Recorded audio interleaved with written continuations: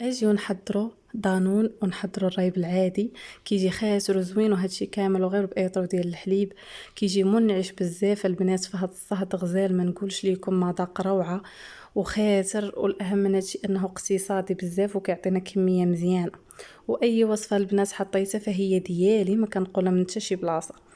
غندوزو المقادير والطريقه. غنحتاجو ايطرو ديال الحليب نصف لتر. الاول غنحيدو منه كاس، واللي شاط غنديرو في كاسرونه. غنزيدو عليه نصف لتر ديال الحليب الاخر، 4 المعالق عامرين مزيان ديال السنيده.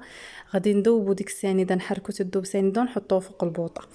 غادي ندوزو الكاسرونه الاخرى، غادي نديرو فيها داك الكاس ديال الحليب اللي خلينا، بطبيعه الحال الحليب بارد.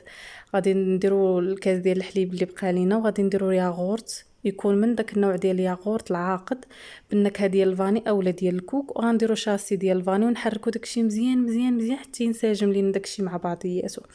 غنشوفوا الحليب ما نخليوش بزاف فوق البوطه، غادي مره مره نخشيو الصبع ديالنا.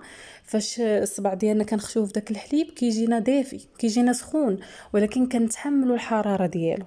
هذا هو القوام. خاصك تخشي صبعك في الحليب تحملي الحراره ديالو، ماشي يجيك سخون ما تقديش تخشي صبعك. صافي غادي ناخذوا الكاسرونه، غادي تزيدوا عليه هذيك الكاسرونه الاخرى وانتم كتحركوا. صافي ها الرايب ديالنا واجد.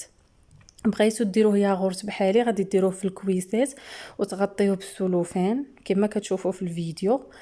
ولا بغيتو تخليوه عادي كما درت انا، نقسمتهم درت 4 ديال الياغورت، واللي شاط ليا فانا درتو عادي خليته في الكاسرونه ديالو وتا هو غطيته بالسلوفان.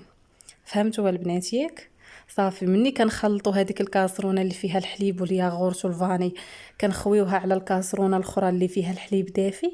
فصافي كنحركوا مزيان. الرايب ديالنا واجد، بقى خاصو غير يختمر. نتوما قسموه كما بغيتو ديروا كلشي ياغورت ديروا، بغيتو ديروا كلشي رايب سائل ديروه. غناخذوا واحد البلاطو يكونوا الجنيبات هكا طالعين، غادي نديروا واحد الكاشه غنديروا فيها داك البلاطو وغنغطيو عاوتاني بالكاشه. كلشي واضح في الفيديو. غنغطيو مزيان هذاك الرايب ديالنا.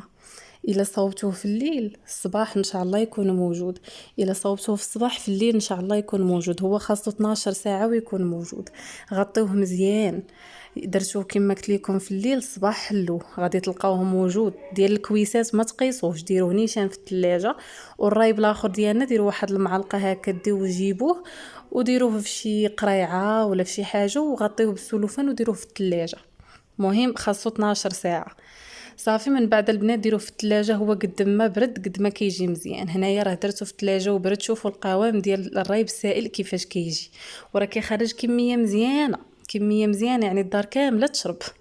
والياغورت شوفوا حتى هو كيفاش كيجي عاقد وزوين، وخا تقلبي الكاس ما تيطيح ما حتى شي حاجه. كيجي منعش البنات، راه كيحمق. تقدروا هكا تذوقوا بالكراميل بالشوكولا باللي بغيتو.